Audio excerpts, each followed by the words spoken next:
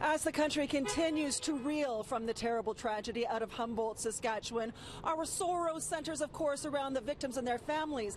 But there's another component to this disaster that has been largely overlooked, and that is that the truck driver, still unidentified and was not hurt, but he is likely experiencing extreme trauma of his own.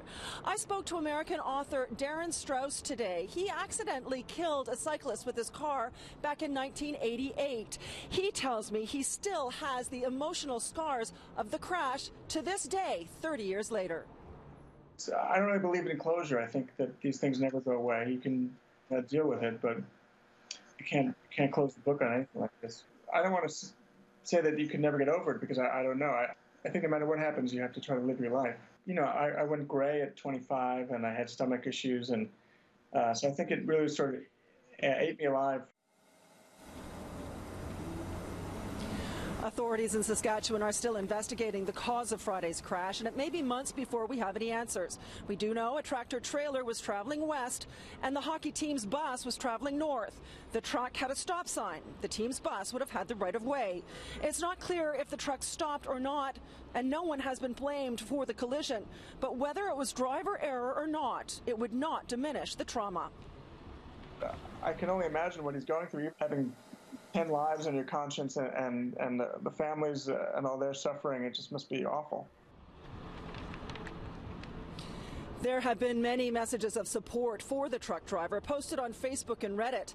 This one, titled "Dear Saskatchewan Driver," it reads in part, "As we all sit back and contemplate everything that has occurred since the collision and start to process the massive emotional impact of the death of 15 people, I want you to know that you are in our minds too.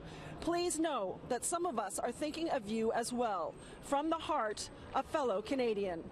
Psychologists say the truck driver is likely experiencing PTSD, but may not seek out help for it, because along with the grief he is probably feeling, he may also be feeling shame. Generally speaking, we see survivor's guilt as part of post-traumatic stress disorder, a kind of more specific post-traumatic stress disorder kind of situation. But with respect to that person who feels they could have been the cause, as well as being a survivor, there's no separation. You know, in the psychological community, we don't have a subcategory of that. And, you know, we always rely on people to seek help or accept help, and that's the real worry with those people, is that they just might not. They may, you know, go through their life wishing that day never happened and wishing nobody had ever known about it. And so it's a burying something that nonetheless is going to kind of eat away at them. Right. Darren Strauss tells me that it was only when he started writing his memoir nearly 20 years after the incident that he finally felt that he was beginning to heal. For more on his interview, go to our website, citynews.ca.